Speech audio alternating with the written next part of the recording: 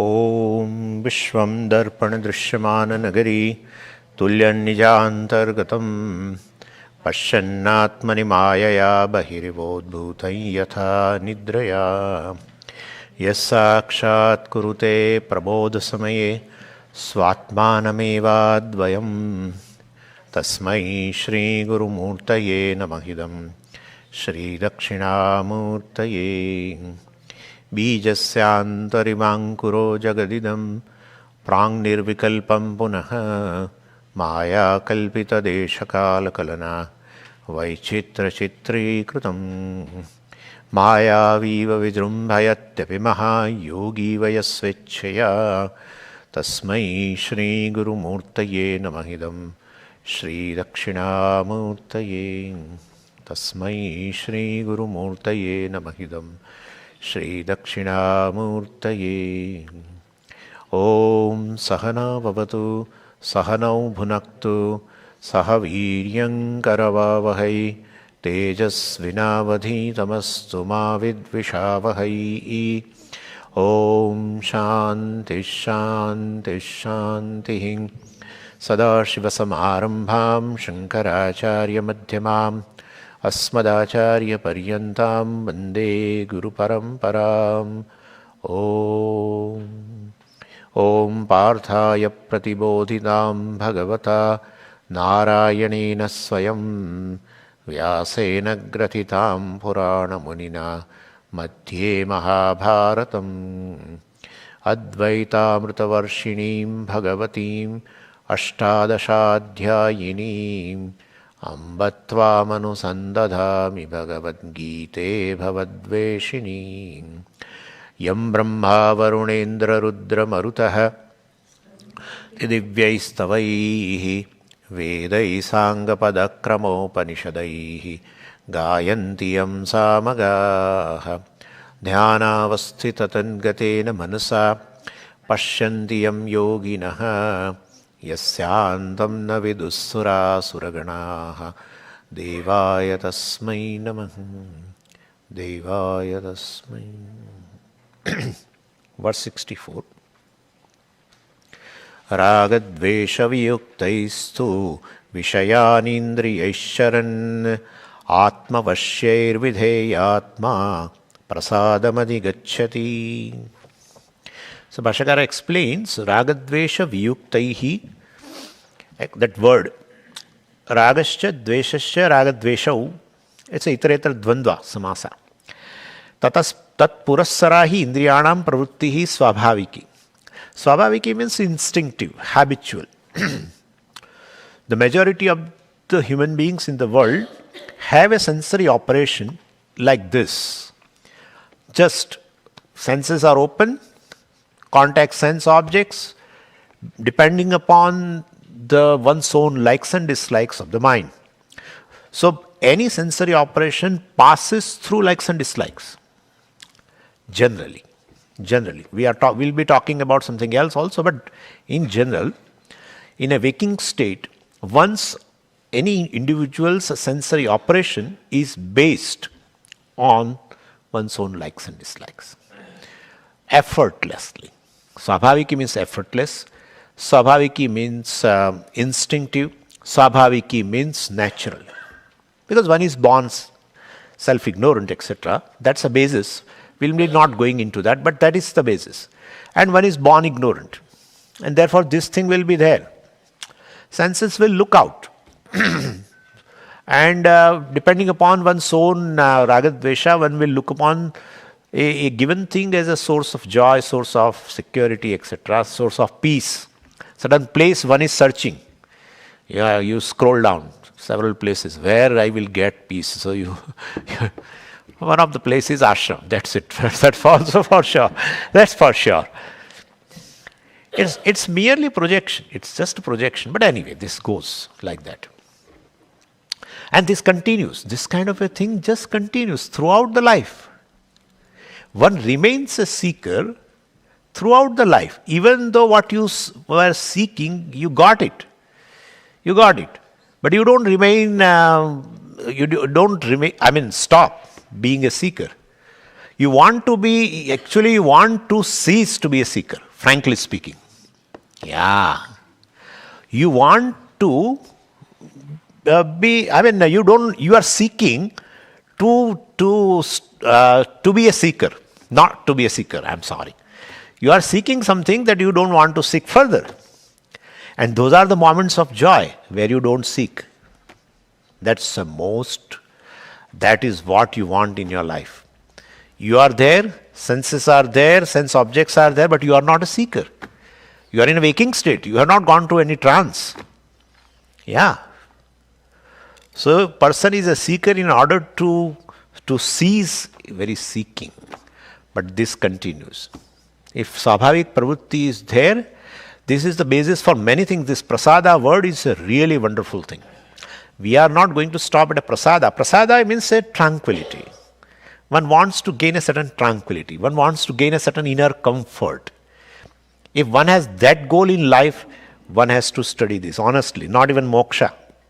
If one really wants to gain a certain comfort with oneself, certain tranquility, composure of the mind, peace of the mind, we say, peace of the mind, which is used here by the word prasada. Prasada means this. So, definitely one has to come out of this swabhavik, instinctive sensory operations. Very dangerous, and we saw dhyayatah vishayan pumsa has led to a fall down, total fall down of a person. But this is how, unfortunately, this goes on. And that's how in this process, human being achieves lot. But those achievements are not make him comfortable with oneself. Still, we feel the external comforts come with this sensory operations. I will acquire a lot of sense objects, and that external comfort will bring a inner comfort. It's a wrong equation. External comfort brings a wrong, inner comfort is a wrong equation. This is a experience of everyone. This is the experience of everyone. More comforts you have in your life, after you study, etc., you gain a lot of things which you think that can bring inner comfort. In the process, you thought the external comforts will come and they will bring me an inner comfort. Will bring to such an ideal situation where I remain comfortable. That day has never comes even after 50 years. That shows something is to be corrected. That's it. Bhagavad Gita gives a solution for this. It's not for, I would say, this is not for just to become a spiritual. This is spirituality. Even if you say, what is a spirituality? To do something in a right perspective which can make me comfortable. Inner comfort. That is spirituality, if you want to call. So just being a material person, ultimately, I don't like this spirituality. Or when you talk about this spirituality, and that's how your India talks about this, and therefore you don't have a material progress. Now you can't say, now it's going to be, the economy is going to be the third economy, largest economy in the world within no time now. So it's not that. But just making yourself comfortably external, which we call a material person, what really one is seeking, you don't gain. And if you are comfortably with yourself, inner comfort is there, then you don't bother what is there outside. Really, you don't bother. You should have it, that's fine. That is why we always... Pujya Swamiji said at one place so beautifully. He says, this moksha means freedom. Freedom from what? So freedom from something which you don't want. He says, but then arthakama I want. Certain securities and certain objects of pleasure I want. So if your moksha is going to make me freedom from arthakama, which I really want, then I don't want such freedom. Really? Then Pujya Swamiji said, freedom is what? Where you are free to pursue arthakama, where you are free not to pursue also. That's a real freedom. You are free to pursue. You may not need Arthakama, but your family needs, or someone else needs, where you are in setup. Well, they need money, etc. So you are ready, to pursue. Yeah, why not? So your moksha, he says like your moksha. If your moksha is going to make me free from Arthakama, Dharma, all pursuits, oh, that's a Parama Purushartha, then I'm not interested. Because your definition of moksha is freedom from something which I don't want. I want Arthakama, and therefore, I don't want your moksha. Yeah, freedom is there. You can even suspend Arthakama pursuits. Freedom is something where you can continue with Arthakama pursuits. And there are jnanis in the world. We know through our Upanishads, Raja Janaka and etc., the kings were continuously having a jnanam also and pursuing this thing also. May not be they are in need. If you are in need, you are not free. If I am in still need of those, then I am not free. I am free and yet I am pursuing, then definitely it's for others' well-being, etc. Where they consider their well-being in that thing, fine, I pursue for them. So I like that definition. Moksha is not from Arthakama, etc. You are free to pursue. Anyway, what I am saying is, Bhagavan is showing. Bhagavan earlier showed that if you allow this dhyanam, meditation on Vishaya, which will definitely make you fall in 8 steps, which I described in this first class here. And now, so if you want moksha, if you really want to be a free bird, if you want to gain a freedom, freedom is a freedom where it is centered on you. If freedom is centered on something else and on which you are dependent, there is no freedom.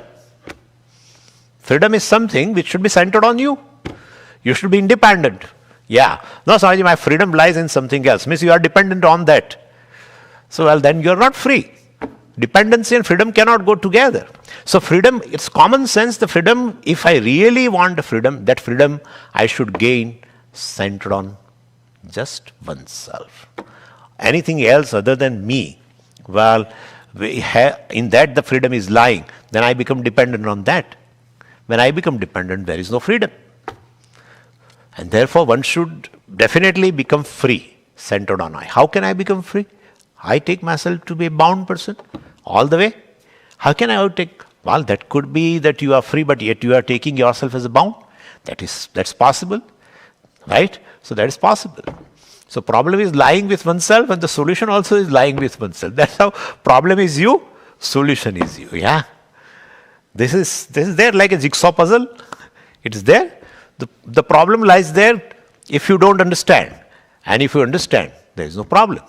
Same way, the bondage is a problem. If you don't understand yourself, you take yourself to be a bound person. If you understand yourself, there is no problem. You are free. This is what is. So freedom is in terms of knowing oneself. That is the thing.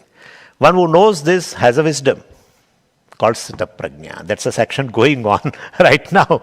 So, and in this, Bhagavan is showing how you become a Sthita Prajna, or how you gain the moksha. So Bhagavan said, start with this. Ragadvesha viyuktaihi indriyehi vishayancharan. Ragadvesha viyuktaihi ragascha dveshascha ragadveshau tat purassarahi indriyanam pravrittihi swabhaviki. Be free from this instinctive activity, sensory operation, which is based on ragadveshas, your own ragadveshas. And there is another infrastructure which I have given you in your intellect. Exercise your free will, you are a human being. Exercise your free will based on the infrastructure which I have given you, which you are aware of, which you know. That is dharma, etc. I told you what is to be done, what is not to be done, what is right, what is wrong. Just do your sensory operation, what is right. Don't do the sensory operation which is not allowed by Shastra, etc. It's not written in Shastra, it is right here. And definitely, follow that, etc. So anyway, and so he says here, tat purassarahi pravuttihi sabhaviki pravutti. And then the second thing is definitely the Atmavashya. He talks about the Shamaha. I mean, say a discipline at the level of mind, etc. And this being a swabhaviki pravrutti, well, based on our own ragadvesha, well, it is of a ignorant person, naturally. But now the context is a sthita prajna's action.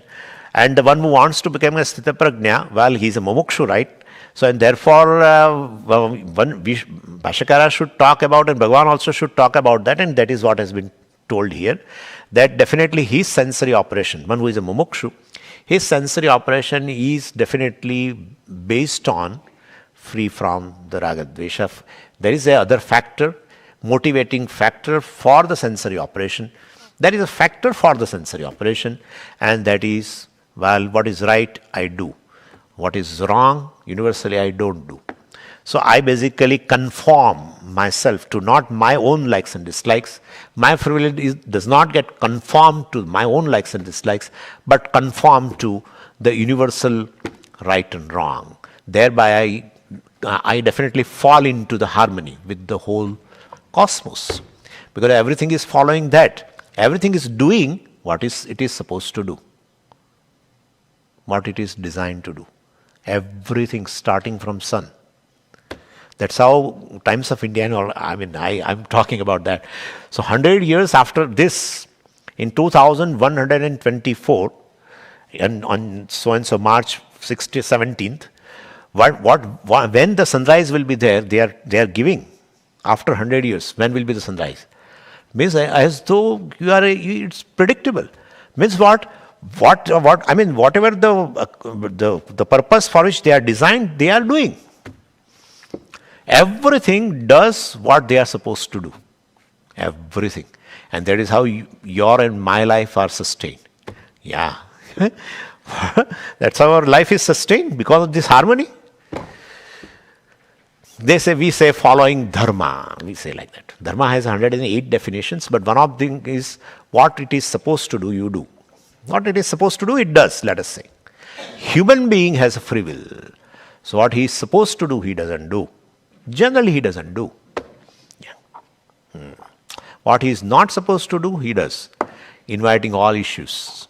All issues starting from health. What he is not supposed to eat sweets, and he eats. He is not supposed to eat the fried things because of certain cholesterol issue, he eats. And then tries to run and tries to reduce the weight and all, it doesn't. Every day measures also here at the, all issues. Starting from a physical health, mental health, generally it is Swamiji Prarabdha, that's fine. But there is something called Purushartha also. There is a fate, at the same time there is free will. So situations come to you due to Prarabdha fate, but your response in the situation is a free will. And so you have to exercise the free will in such a way so that at least we can get a less influence by such a kind of a prarabdha. We can definitely do that. That potential given to the human being, it's part of the order. It's Ishvara's manifestation. Human being's free will is a manifestation of definitely is Ishvara, Sankalpa, Ishvara. You have not decided to have a free will. Let me born as a human being and let me have a free will. It's not. You are not free to have a free will. It's a Ishvara has given, right? So therefore, basically, what I am saying is one has to exercise the free will. Generally, we abuse the free will. When the freedom is given, total freedom is given, there are likely chances that you abuse the freedom. Generally, human being does. When the more the freedom, more the abuse of the freedom. This is what is happening in the world. More the freedom, more the abuse of freedom. In fact, more the freedom, more the responsibility not to abuse the freedom. No. And inviting all the issues. Going against the whole cosmos. The whole cosmos works in harmony, in tandem with each other. Having a harmony. Having an attitude of offering oneself. That's how they are designed to do. And that is how human being, every life is sustained. But anyway, so point is, Sabhaviki Pravrutti one has to restrain from. One definitely has to lead a alert living, alert life, In a waking state, one should be definitely, become a supervisor. One should become a supervisor to observe what mind does, what senses do. And senses here, we should take it along with the organs of action also. And I'll be talking to that our organs of action, let's say a tongue. Tongue is both, right? It is a sense organ also, and it's an organ of action also. We speak. And what an abuse we do at the level of speech.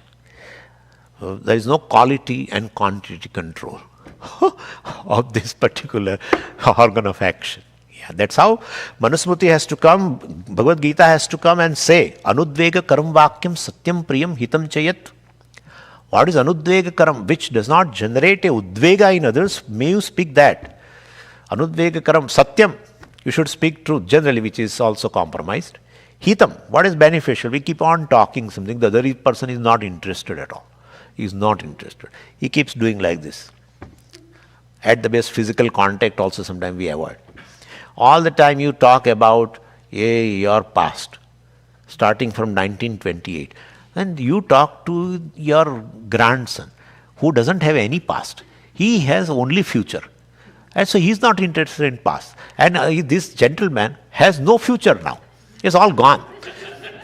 It's all gone. He has only past. One who has no past, only future. The other has only past, no future. How he is going? Swami is a generation gap. What generation gap? You should know. You should know how to behave, how to transact with the world so that you don't lose your dignity. Old people really they remain respectful if you behave in a certain way. If you talk like this, as Swami also may get bored with. I also listen sometimes stories in the Bhiksha for 9 times, 10 times, same story, 1928 onwards. But Swami is a habitual listener, so we keep on listening and listening. That's how it is. So quality control. Organ of action also, no control. No control. No quality also. Speaking something. On even this, criticizing others. Yeah, that goes on and on. Ayyo. Ninda. Yeah. Two people, even two seekers meet, or Bhagavad Gita seekers, they meet each other and they talk about the third.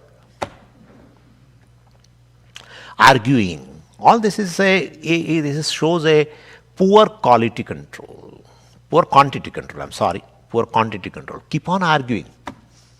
Which generally leads to quarrel. Generally. If she quiets herself at this time not arguing against the husband, don't think that she has given up. I'm telling you. She's waiting for a better opportunity. Yeah. She will argue. Didn't I tell you? Like that she will start. Yeah.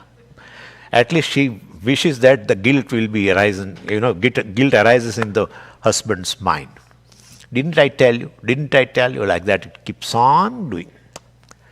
So this is how it is. So therefore, not just sensory perception. I should have added in the last class itself. Even organs of action also need a certain control. So ragadvesha viyukta. Yukta means endowed with ragadvesha. Indriyas which are endowed with the ragadvesha, that is called yuktaihi, viyuktaihi, making them free. Making them free. So definitely, and that is more helpful for the mumukshu. And therefore now in Bhashyam, Bhashyakara says, well, let's talk about this mumukshu, what he has to do so that he can gain this goal. He can become a sthita prajna. So tatra yaha mumukshu bhavati sahatabhyam viyuktaihi shrotradibihi indriyaihi vishayan avarjaniyan charan upalabhamanaha atmavashyaihi atmanaha vashyani vashibhutani taihi atmavashyaihi videyatma ichchataha videyaha atma antakaranam yasya saha ayam prasadam adhigacchati. Prasadaha prasannata swasthyam. So tatra means is this instinctive sensory operations Well, of course, it is influenced by ragadvesha. Yaha mumukshu bhavati. Suppose I am a mumukshu, when I want to gain a freedom, etc. Well, sahatabhyam viyuktaihi. Well, he should make his sense organs free from this pressure of ragadvesha, influence of the ragadvesha. We have seen that. Tabhyam viyuktaihi. Tabhyam means ragadveshabhyam. Two things are there. Ragadveshabhyam viyuktaihi. So ragadvesha viyuktani indriyani. So tabhyam ragadveshabhyam viyuktani. So ragadvesha viyuktani indriyani. And then taihi. With the help of such sense organs. Is a karanarthya tritiya. So taihi. And what are the senses? Well, shrotradibihi. So we have to take shrotram, etc. And also I said organs of action also we should add. So they must be free from all these 10 organs, sense organs and organs of action. All of them should be free from the influence of ragadvesha. Means you should be free from the natural instinctive activity. If they are there, well, it's based on a free will. They must be given up. And then Bhashyakara says, Vishayan word is there. So, avarjaniyan vishayan, upalabhamanaha charan, avarjaniyan vishayan. Avarjaniyan means what? Unavoidable. Okay. Well, definitely I will do my sensory operations based on a norm given to me through the Shastra. These are the things you should contact through the senses. These are the things not to be contacted, etc. Okay. But other than that also there are sensory operations which definitely help your living. Like eating food, right? Now you will not wait. I think Swami did not mention about eating food. Therefore, maybe in Shastra it is not written. Here you have not to wait. Avarjaniyan vishayan means what? Avarjaniyan means unavoidable. Unavoidable sense objects which you have to do because your living is based on that. And therefore, those things also you should definitely do. So, two things are there. First thing is, our sensory operation should have these two filters. First filter is what? Is it permitted by the Shastra or not? One. And second is it unavoidable for my living or not? If it is unavoidable, I cannot avoid because my living is based on that, then you do not have to wait a sanction from the Shastra, etc. Both the things should be there. Anyway, when all these things will be possible, but how can I make this senses free from the influence of ragadvesha, etc.? How this is possible? Well, Bhagavan goes to the next step. Going from the damaha, sensory control, to something else, which helps you to control the senses. And so, he says these all things are possible, well, when the sense organs are under my command. Now, what is this my command? So, Bhagavan uses the word atmavashyehi. Atmavashyehi indriyehi. These senses, well, definitely which are under the control of Atma. Here, meaning of the word Atma is mind. Several places Bhagavan has used the word Atma for the mind. Very well-known verse in the 6th chapter, Uddharet Atmana Atmanam, Na Atmanam Avasadayet. Well, you lift yourself by yourself means what? Very first thing is, where is the question of lifting oneself if one is Brahman already? No. But Atmana means by one's own mind, etc. So that is there. So here also Atmavashyehi Bhagavan says. And Bhashyakara explains that. He says Atmanaha Vashyani, Atmavashyani, Indriyani. That's an adjective. So these are the senses which are under the control of the mind. Vashyani. Bhashyakara also explained the word Vashyani. Vashibhutani, under the control. So Atmavashyehi, so these Jnanendriyas and Karmendriyas are under the control of the mind. Means definitely, when I gave you example also, maybe perhaps I did not give. So when the mind, when the tongue is about to, let's say organ of action, tongue, when the tongue is about to speak something, well, definitely it should have a sanction from the mind. These are the words, should I speak or not? Like that. So ultimately, Atmavashyehi means Manovashyehi. Indriyaihi, Indriyas which are basically one wants to make it free from the ragadvesha etc. Which is under the influence in general case. If you want, then it should have a control by the mind, atmavashyehi. So means the senses which are not under the control of the mind, while any person is a Gita student or a Vedantic student, definitely he will not gain the result what he is supposed to get. So they say if it is not under control for a seeker, definitely he gets a punishment. What is the punishment? He will not gain freedom. That's the punishment, nothing else. What you are seeking in your life, you are not able to achieve. That's it. You seek a fulfillment in life, yeah. And your fulfillment in terms of knowing yourself that you are full, well, you won't get it. So better you do. So indriyahi ragadvesha viyuktaihi indriyahi atmavashyehi manovashyehi. So he's bringing shamaha now, a discipline at the level of mind. Atmavashyehi vidheyatma. Then mind should also be under control of somebody. Mind is a supervisor for the senses and organs of action. But sometimes supervisor, if it has a total freedom, it doesn't do the job of supervising properly. So therefore, one should have a supervisor over the supervisor. So that kind of a thing. So mind also needs somebody's supervision. What is that? Intellect.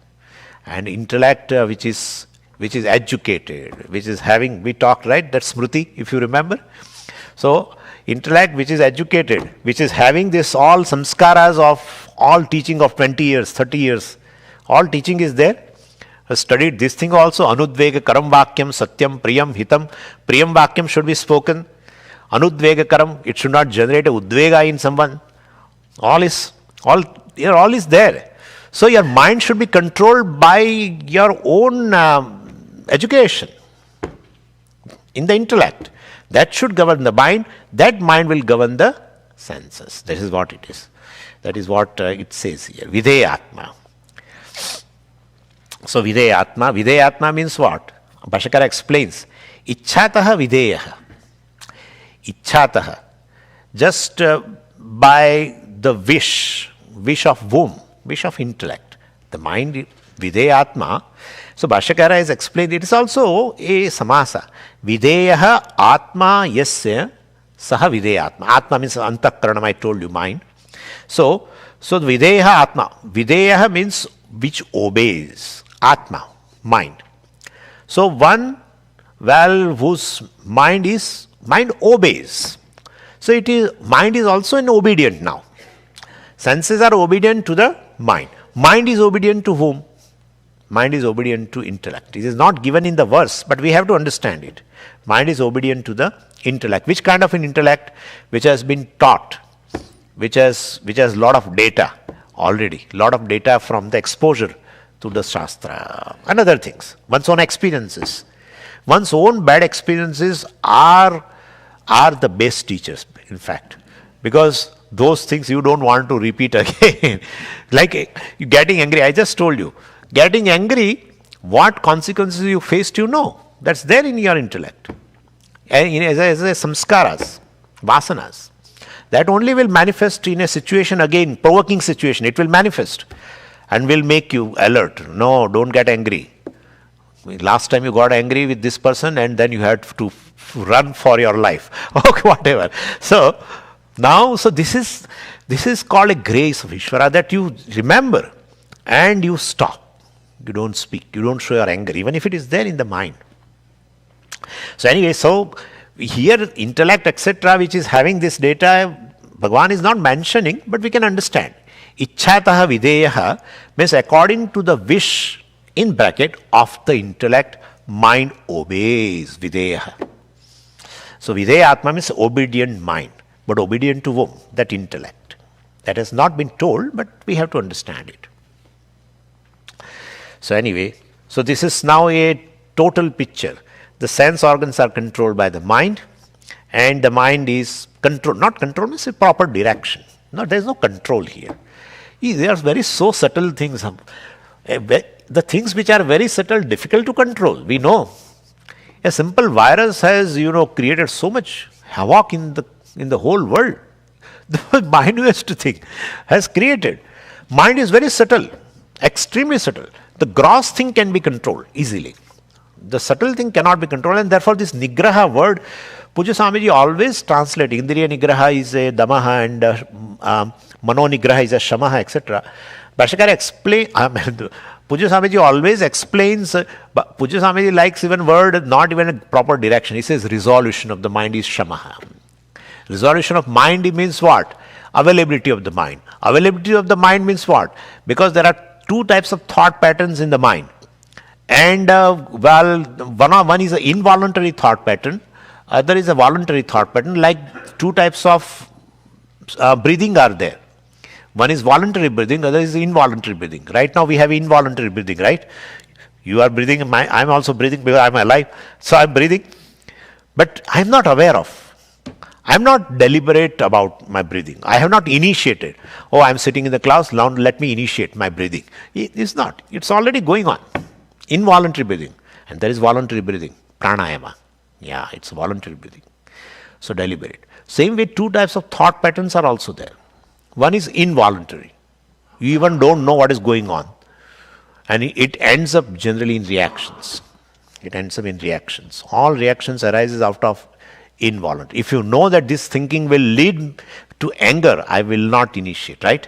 So this is involuntary thinking leads to such reactions. And when reaction arises, then you say, oh, what kind of thinking I had, which resulted into anger, jealousy, whatever. So you want to initiate voluntary thinking. Voluntary means based on your free will. You are reading something and you want mind to be there, right? Along with you. Voluntary thinking.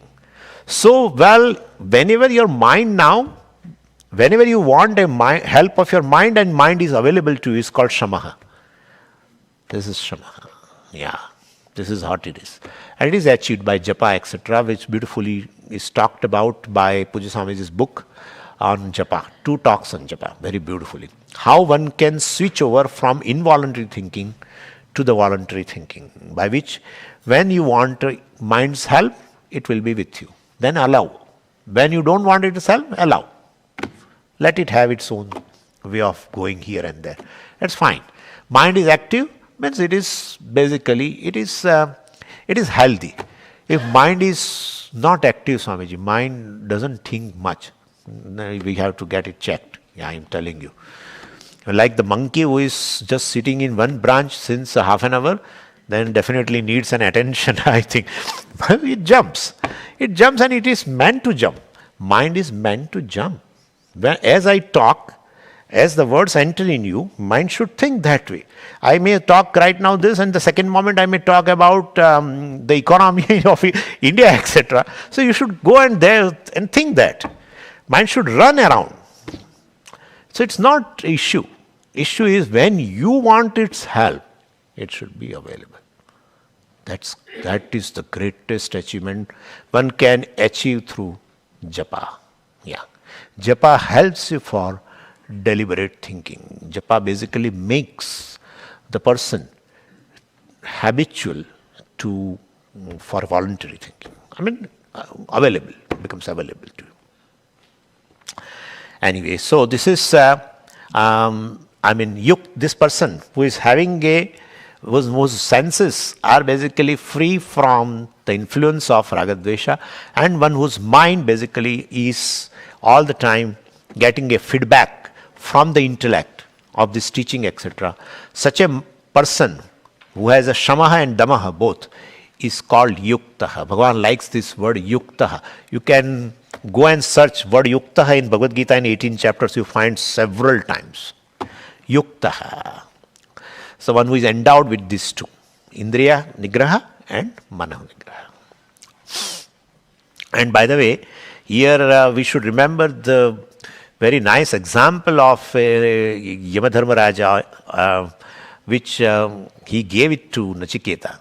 Indriyani hayanahu and Vishansteshu gocharan buddhim tu sarathim vidhi manah pragraham evacha, etc., etc. So basically this Indriyani hayanahu, The senses are the horses, and the mind is a rein behind the senses.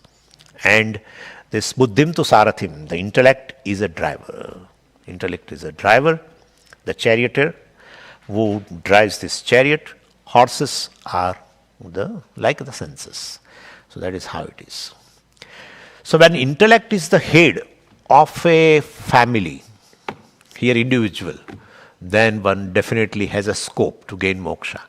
When emotional mind is a head of the family, individual, then there are likely for a fall from spiritual path. So to whom you want to make a head of yourself, family, that all depends upon that. Anyway, so then ayam prasadam adhigacchati, Bhagavan says, well, one who has this kind of a shamaha damaha, he will, such a person attains tranquility at all levels, emotional level, intellectual level, and also at a physical level. Because if our mind is very much disturbed, it manifests even in our body also. So sensory tranquility, emotional tranquility, etc., well, automatically means there is no stress, no strain. What is the solution for stress? What is the solution to become free from the worries, etc.? All this is coming. What is the solution to become free from the worries, etc.? Bhashyakara is going to himself talk about in the next verse, 65th verse. So prasadaha is Bhashyakara says prasannata. Still he says, well, person may not understand. Swasthyam, he says, being comfortable with myself, which I told you in the beginning. And Dharmashastra talks about Ashta Gunas and 6 virtues one gain through going through this our 41 samskaras. Generally we call now 16 samskaras, starting from that, Simanto, Nayanam and other things, and Garbhadhanam and all these samskara make the person Samskrita. Person who is born is a Prakruta, almost like an animal, because he is totally ignorant. And he definitely has not a discriminative capability, etc. So one who is born is almost like an animal, Prakruta Purusha. And so by the samskaras, definitely he becomes Sanskrita. He gets internal purity slowly like this. And then definitely achieves this 8 gunas, they call. 8 gunas. And one of the guna is enumerated as a anayasa. Ayasa means a stress. Anayasa, freedom from stress, freedom from emotional stress, freedom from intellectual, sensory stress, etc. So we are talking about that person, but I am just connecting to this thing also. Prasadam adhigacchati, gains anayasa, etc. And Charan, well, he is Charan. So, well, he moves around, he perceives, he experiences, well, the sense objects with the 2 filters. What is permissible through the Shastra, that he contacts. Second is where his life, basically, his living is dependent upon. Such an unavoidable sensory contact, well, one should have it. And definitely that is there. Okay. Prasade sati kim syat iti uchyate. Just I will complete this. Prasade sati. Once you gain, a common man gains this freedom from stress, etc. at the level of mind, peace of mind one gains, that's over. But our context is a sthita prajna, right? Mumukshu is therefore he goes further. What does he do? That is told in the next verse, 65th verse. We'll stop here.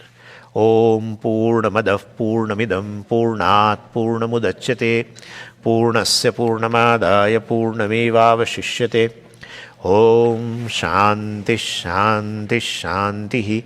Harihi Om Shri Gurubhyo Namaha. Harihi Om.